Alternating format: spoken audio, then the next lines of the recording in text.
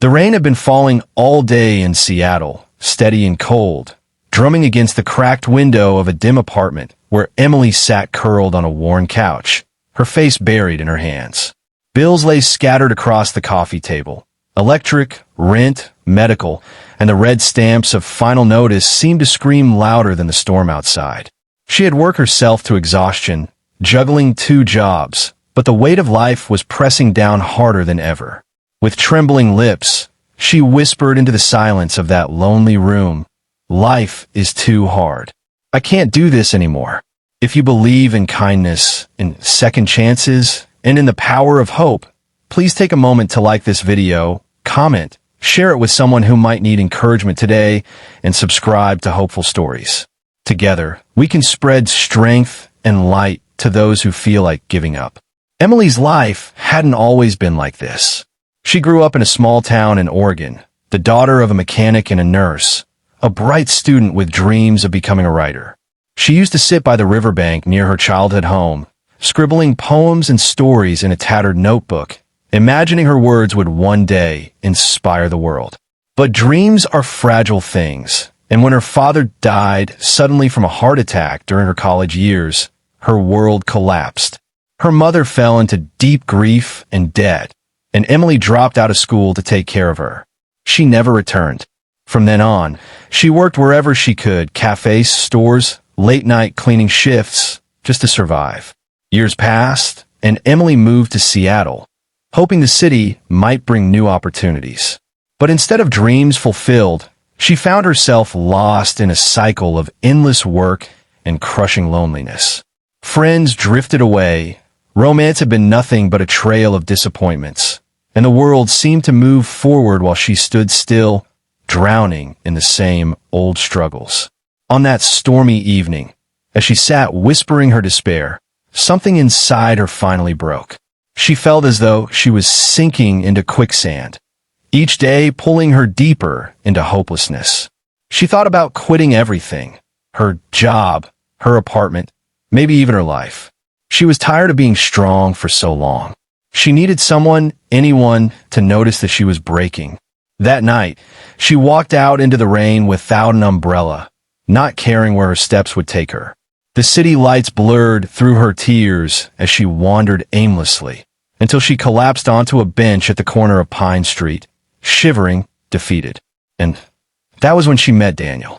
Daniel was a young man in his 30s, carrying a grocery bag in one hand and shielding himself from the rain with the other. He noticed her sitting there, soaked to the bone, her eyes swollen from crying. Something about her posture, the way her shoulders slumped like she was carrying the world's burdens, pulled at him. Without hesitation, he walked over and asked gently if she was okay.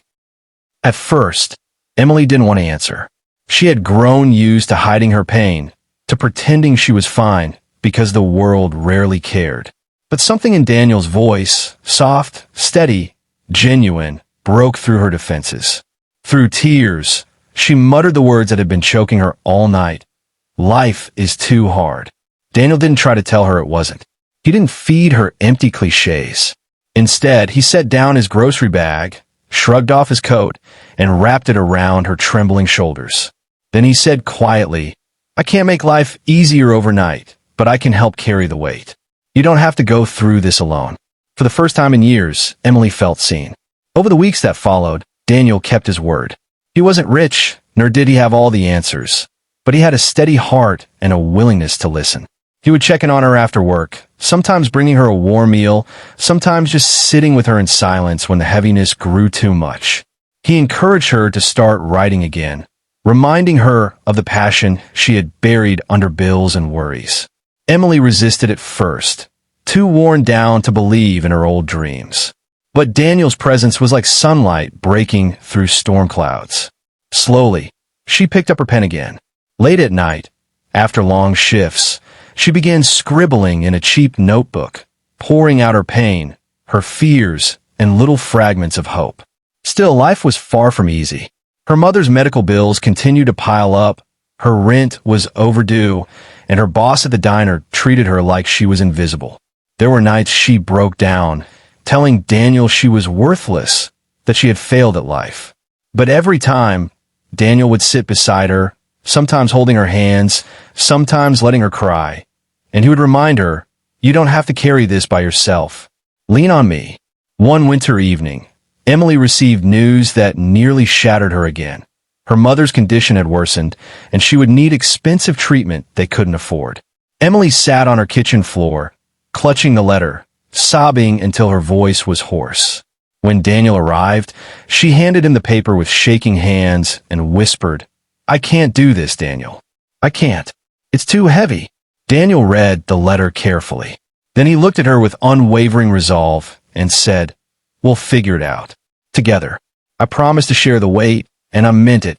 He began making calls, reaching out to charities, hospitals, and community programs. He even started picking up extra shifts at his job as a delivery driver to help. It wasn't easy, but slowly, doors opened. They managed to get her mother enrolled in a program that covered part of her treatment. For the first time in a long while, Emily felt a glimmer of hope. And then came a turning point. Emily's notebook, filled with raw, emotional stories about struggle and resilience, caught Daniel's attention one evening. He read her words with tears in his eyes and urged her to share them with the world. Though she was terrified of rejection, Daniel helped her set up a blog. He even designed the page himself, calling it Carrying the Weight Together. At first, only a handful of readers stumbled across her writing. But her honesty struck a chord. People who had felt invisible, who had whispered the same words, "Life is too hard," found solace in her stories. The comments began pouring in. Strangers thanking her for saying what they had been too afraid to admit. People telling her she had given them hope to keep going. Months passed, and her blog grew beyond anything she imagined. She began to receive invitations to share her journey at community events, and one of her essays was even published in a local magazine. Slowly, Emily realized that the words she once thought were her weakness had become her strength, a light for others stumbling in the dark. Through it all, Daniel remained by her side, not as a savior, but as a steady hand holding hers, reminding her that she was never alone. He showed her that love wasn't about fixing everything, but about standing together when everything feels broken. One spring afternoon, as cherry blossoms fell gently along the sidewalks of Seattle, Emily and Daniel sat on a park bench. Emily looked at him with tears glistening in her eyes and said, "I thought life was too hard to go on, but you showed me it's not about doing it alone. You shared the weight, and somehow that made me strong enough to keep walking." Daniel smiled softly, brushing a strand of hair from her face. "We all need someone to carry the weight with us, and I'll keep carrying it with you for as long as it takes." If this story touched your heart, please like, comment, and share this video with someone who might need a reminder that they are not alone. And don't forget to subscribe to Hopeful Stories, because sometimes a single story can save a life. Before we end, I'd love for you to comment below. I believe in carrying each other's burdens. Let's fill the comments with reminders that kindness and love can lighten even the heaviest loads. And as the camera fades, remember Emily's journey. Life will always have storms, but when someone reaches out to help share the weight, even the heaviest burdens can feel bearable. May we all be that person for someone in need.